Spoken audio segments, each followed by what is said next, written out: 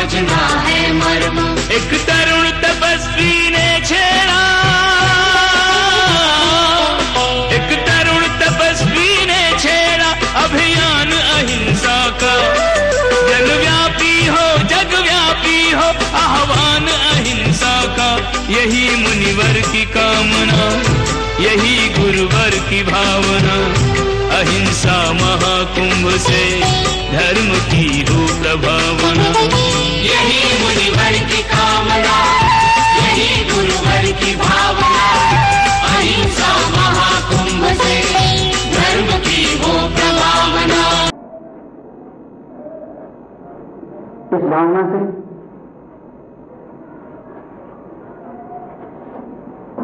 कि जो मैं बात कह रहा हूं वो आप केवल सुनेंगे ही नहीं, अपितु गुनेंगे भी।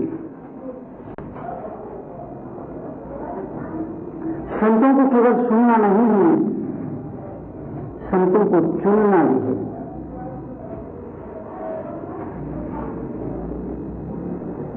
एक दुर्घटना जो पूरे समाज में घट रही है, पूरे ब्रह्मांड में घट रही है, पूरे धार्मिक जगत में घट रही है, वो दुर्घटना कि आदमी संतों को सुनता तो है लेकिन संतों को चुनता नहीं है।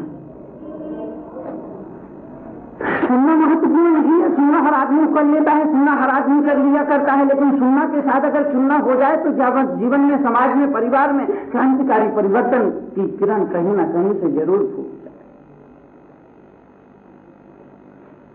क्योंकि सुनना एक ही बात हुआ करता है और सुनना दूसरा बात हुआ करता है। मैं आपसे निवेदन में, आपसे गुजारिश में, आपसे प्रार्थना में, आपसे अनुरोध में, आपसे केवल इतना आग्रह करना चाहता हूं कि संतों के केवल चरण नहीं पकड़ना चाहिए। अरे संतों के चरण तो हर समुदाय का, हर वर्ग का, मजहब का आदमी पकड़ लिया करता है, लेकिन अगर संतों के चरण के साथ अगर संतों का आचरण भी पकड़ लिया जाए तो जीवन समाज में एक क्रांतिकारी परिवर्तन होगा, एक आचरणात्मक सुधार होगा, एक आचरण का भी प्रज्वलित होगा। इसीलिए मैं आपसे निवेदन गुजारिश यह करना चाहता हूं कि संतों के केवल चरण ना पकड़े, अपितु संतों का आचरण भी पकड़े। संतों को केवल सुने ना, अपितु संतों को चुने भी। चुनने का अर्थ जो उन्होंने जिया है वो तुम्हें जीना है, और जो उन्होंने किया है वो तुम्हें करना है, और जो उन्होंने पाया है वो तुम्हें पाना है।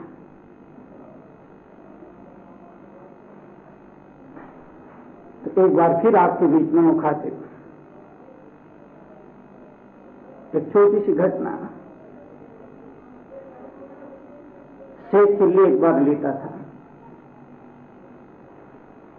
तभी एक मक्खी आई और उसके चेहरे पर बैठ गई। शेख चिल्ली को बड़ा गुस्सा आया, उसने झपट्टा मारा और मक्खी उड़ गई। शेख चिल्ली लेटा हुआ था, तभी एक मक्खी आती है, उसके चेहरे पर मंडराने लगती है। शेख चिल्ली को गुस्सा आता है, झपट्टा मारता है, मक्खी उड़ जाती है।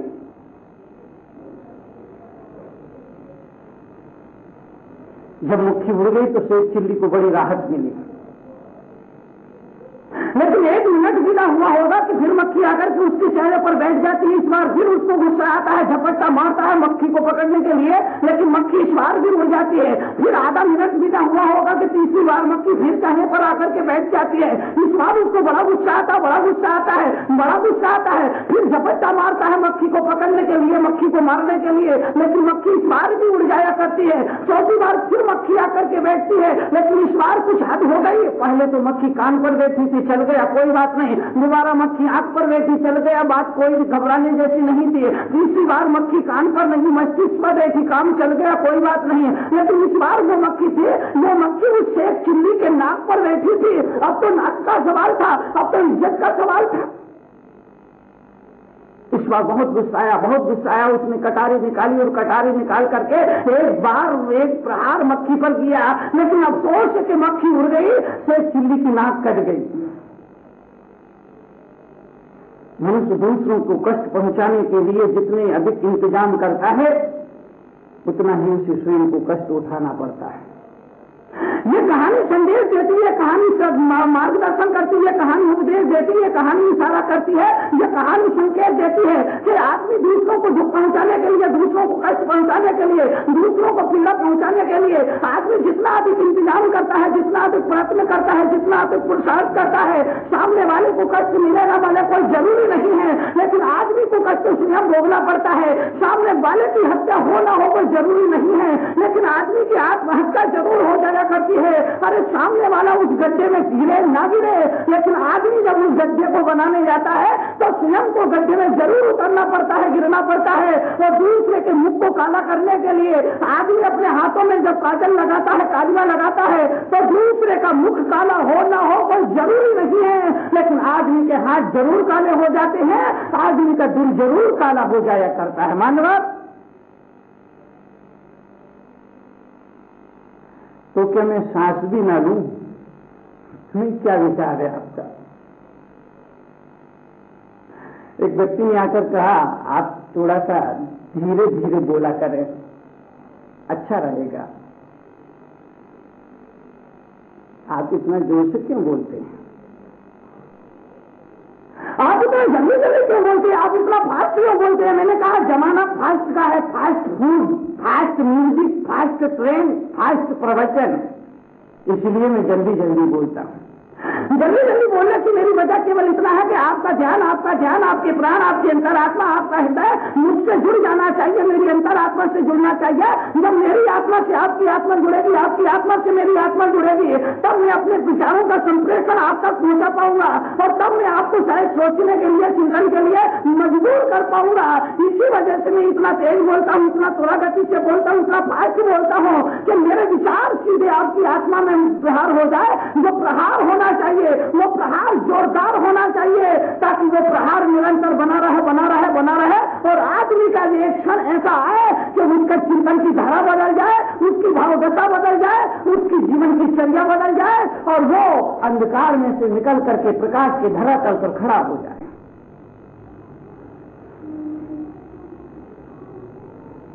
मैं कह रहा हूं, दूसरे की आत्मा को पहचानिए, दूसरों की भावनाओं को जानने की कोशिश करिए। हम केवल मेरी भावना का पाठ ना करें, हम केवल मेरी प्रार्थना का स्वाध्याय ना करें, हम केवल मेरी भावना का चिंतन ना करें। अरे मेरी भावना को पढ़ने के साथ कभी कभी तेरी भावना को भी पढ़ लेना चाहिए कि सामने वाले की भावना क्या है, सामने वाले की विचारधारा क्या है, सामने वाले की अपेक्षा क्या है, सामने वाले की आकांक्षा क्या है, आखिर सामने वाले की चाहत क्या है। दूसरों को भी समझ करके चलना चाहिए, केवल अपने को दूसरे के ना समझाए, दूसरों को भी समझे, उसकी विचारधारा को, उसकी चिंतन को, उसकी चाहत को, उसकी पसंद को। अगर हम समझ सके तो हमारे घर परिवार में सौहार्द बढ़ेगा, हमारे समाज में सौहार्द बढ़ेगा, हमारे देश में सौहार्द बढ़ेगा। जियो और जीने दो का यही तो मतलब है, यही तो अर्थ है, यही तो उद्देश्य है। लेकिन हम दूसरे के दुख और पीड़ा को नहीं समझ पाते, अपनी ओछे संस्कारों की आदतों का परिचय देते हैं। हम अपने ओछे संस्कारों की आदतों का परिचय देते हैं। आप कहेंगे जिस तरह मैं छोटे से एग्जाम्पल दूंगा, छोटे से उदाहरण दूंगा, जिस तरह से आप बाजार में जाते हैं, सब्जी लेने के लिए जाते हैं, सब्जी ले लिया करते हैं, बाद में कहते हैं कि 2 भिंडी और दो। अब वो 2 भिंडी लेने से क्या आप धनपति बन जाएंगे?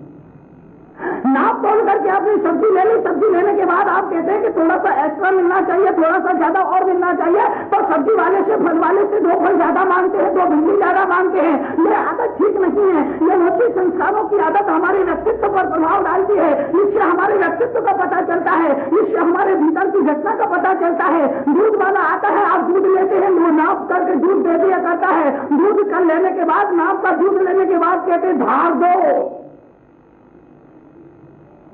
अब उस धार से क्या तुम्हारा उद्धार हो जाएगा? लेकिन हमारे संस्कारों का इससे जरूर परिचय मिल जाता है कि हम किस किस्म के कीड़े हैं। बात बहुत बड़ी नहीं है, बात छोटी सी, लेकिन छोटी सी बात से हमारे व्यक्तित्व का परिचय चलता है। आदमी को समझना है, अपने आप को समझना है, अपने व्यक्तित्व को समझना है। किसी ज्योतिषी के पास न जाइए, किसी भविष्य वेत्ता के पास न जाइए। अरे आदमी अपने व्यवहार से, अपने आप से, अपने आदतों से अपना परिचय जान सकता है, अपने जीवन के बारे में जान सकता है, अपने भविष्य के बारे में जान सकता है।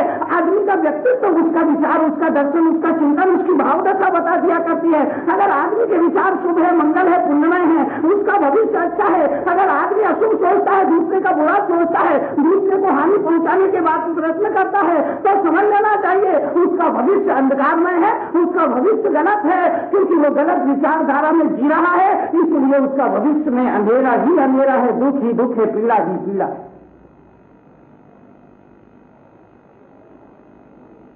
एक आदमी ने मुझे पत्र लिखा,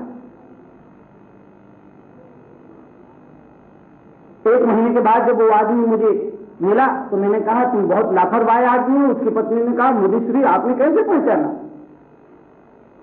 बाकी में आपने पहचाना, इन्हें ठीक पहचाना, इन्हें बिल्कुल सही पहचाना, ये बहुत लापरवाह है, बहुत लापरवाही बरतते हैं, लेकिन आपने पहचाना कैसे? उस आदमी ने भी कहा कि मिश्री आपसे मेरी मुलाकात नहीं हुई, पहली बार मुलाकात हो रही है, लेकिन आपने ये कैसे जान दिया कि लापरवाह? मैंने कहा कि आपने जो पत्र लिखा था उस पत्र से जाना। मैंने कहा कि उस पत्र से पता चल गया। बोले उस पत्र से क्या पता चला? मैंने कहा आपने जो एड्रेस लिखा था वो उल्टा सीधा आड़ा टेढ़ा लिखा था, और उस पत्र पर आपने जो टिकट लगाई थी, जो स्टैंप लगाया था, वो भी उल्टा लगा दिया था। तो उन्होंने कहा कि स्टैंप इधर लगाओ, उधर लगाओ, आगे लगाओ, पीछे लगाओ, ऊपर लगाओ, नीचे लगाओ, इससे क्या फर्क पड़ता है? अरे पत्र तो पहुंचता ही है, यहाँ जिस एड्रेस पे जाना है वो तो पहुंच ही जाता है। मैंने कहा पत्र तो टिकट पर स्टैंप कहीं नहीं लगाओ, पत्र जरूर वहां पहुंच जाता है, लेकिन उसके साथ ये भी पहुंच जाता है कि आप किस नंबर के गधे हैं। ये परिचय भी पहुंचता है, पत्र तो पहुंचेगा, लेकिन ये परिचय भी पहुंचेगा कि आदमी किस नंबर का गधा है।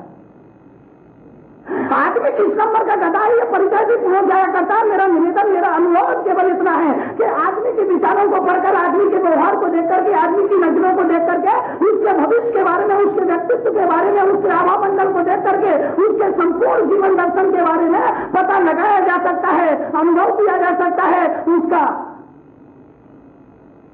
अनुमान किया जा सकता है। तुम आपका दूध लेने के बाद में जो धार मांगने की आदत है वो ठीक नहीं है। लकड़हारा तुम्हारे घर लकड़ी बेचने के लिए आता है, आप अपने घर के दरवाजे पर ओटले पर खड़े होकर के घंटों उस लकड़हारे से लकड़ी का भाव ताव करते हो। तुम ये नहीं देखते कि वो बेचारा पसीने से तरबतर हो रहा है।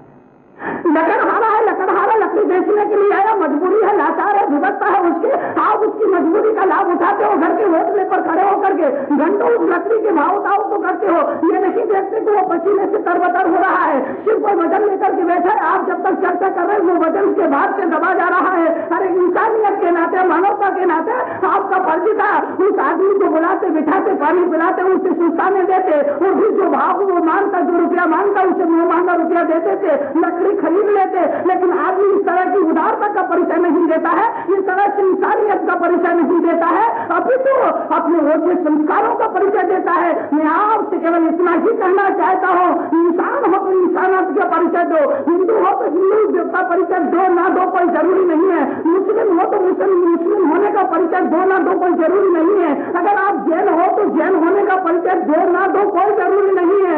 लेकिन मेरी गुजारिश आपसे केवल इतनी होगी कि इंसान होने के नाते आपको इंसानियत का परिचय जरूर देना चाहिए, मनुष्य होने के नाते आपको मनुष्यता का परिचय जरूर होना चाहिए। और मनुष्यता का परिचय यही है कि जो हम अपने लिए चाहते हैं वही दूसरों के लिए चाहें, जो हम अपने लिए मांगते हैं वही दूसरों के लिए मांगे। जब प्रभु के चरणों में बैठ करके, राम के, कृष्ण के, बुद्ध के, महावीर के, गुरु नानक के, मोहम्मद साहब के चरणों में बैठ करके आप अपने लिए स्वर्ग मांगते हैं, तो फिर पड़ोसी के लिए आप नर्क कैसे मांग सकते हैं? फिर पड़ोसी के लिए आप नर्क बड़ा दुख कैसे मांग सकते हैं? नहीं मांग सकते हैं। इंसान होने के नाते अगर अपने लिए आप स्वर्ग चाहते हैं, अपने भाइयों के लिए भी स्वर्ग की प्रार्थना करें।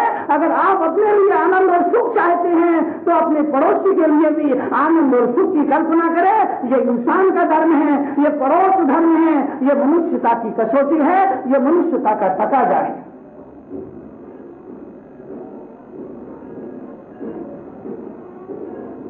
मैं आपसे कह रहा हूं, मेरी बात पर गौर फरमाइए। छोटी छोटी बात कह रहा हूं कि रिक्शा उतारने वाले से आपने अगर खुद में पैसे ना लिए तो आप कौन से गरीब हो जाओगे?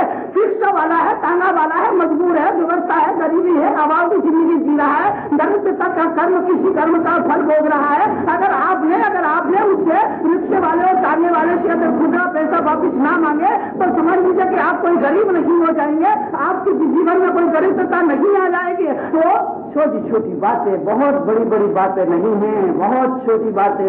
नौकरानी आपके घर पर काम करती है, काम करते करते उसके जाने का समय हो जाता है, दोपहर के 12 बजते हैं, और जैसे ही दोपहर के 12 बजने का वक्त आता है आप उसको ऐसा काम पकड़ा देते हो, ऐसा काम पकड़ा देते हो 2 घंटा भर से पहले पूरा ना हो। कभी आपने सोचा 12 बजे उसको घर पहुंचना था, उसके बच्चे उसका इंतजार कर रहे होंगे, उसका पति उसका इंतजार कर रहा होगा, उसके सास ससुर उसका इंतजार कर रहे होंगे। आपने सोचा कभी? सोचने का समय नहीं है, सोचने का समय आपके पास नहीं है, क्योंकि आदमी तो अपने ही बारे में सोचता है, आदमी तो सिर्फ अपने परिवार के बारे में ही सोचता है। अरे दूसरों के बारे में भी सोचना चाहिए। इसीलिए मैंने कहा केवल मेरी भावना का पाठ नहीं होना चाहिए, कभी समय और अवसर मिले तो तेरी भावना का भी पाठ होना चाहिए, तेरी भावना को भी समझना चाहिए। यही मनुष्यता है, यही मनुष्य का धर्म है। मानव बात बहुत छोटी है, मनुष्यता सबसे बड़ी धर्म की कसौटी है, धार्मिकता की कसौटी है। मनुष्यता के सामने सारे धर्म फीके पड़ जाते हैं। ताश के पत्ते होते हैं, उन ताश के पत्तों में आपने देखा होगा कि एक रंग का पत्ता दूसरे रंग के पत्ते को किस तरह से हरा देता है। अगर आप जानना चाहते हैं जीवन का व्यवहारिक ज्ञान, चाहते हैं अपने जीवन में परिवर्तन, तो पढ़िए जीवन के व्यवहारिक ज्ञान से रूबरू कराती विश्व में कड़वे प्रवचनों के लिए विख्यात क्रांतिकारी राष्ट्र संत मुनि श्री 108 तरुण सागर जी महाराज की बहुचर्चित पुस्तक कड़वे प्रवचन, जिसका नाम दर्ज है Guinness book of world records में, 14 भाषाओं में, जिसकी अब तक 7 लाख प्रतियां प्रकाशित हो चुकी हैं। देश के सभी A.H. व्हीलर के रेलवे बुक स्टॉल्स पर उपलब्ध कड़वे प्रवचन के 8 भागों का पूरा सेट मात्र 1200 रुपए में, एवं कोई भी एक भाग मात्र 150 रुपए में। पोस्टिंग एवं हैंडलिंग चार्जेस एक्स्ट्रा। मंगवाने के लिए आज ही संपर्क करें 196 सेक्टर 18 फरीदाबाद हरियाणा। संपर्क सूत्र 0129 226254 098 2490 ईमेल ahimsamahakumbh108@gmail.com। क्रांतिकारी राष्ट्र संत मुनि श्री तरुण सागर जी महाराज के क्रांतिकारी विचारों को जानने व समझने के लिए घर बैठे ही मंगवाएं अहिंसा महाकुंभ पत्रिका और मुनिश्री के विचारों को पढ़कर सुधारें अपना जीवन। अहिंसा महाकुंभ पत्रिका की आजीवन सदस्यता प्राप्त करें मात्र 2100 रुपए में। आज ही संपर्क करें अहिंसा महाकुंभ पत्रिका 196 सेक्टर 18 फरीदाबाद हरियाणा। संपर्क सूत्र 0129 226254 09810724900।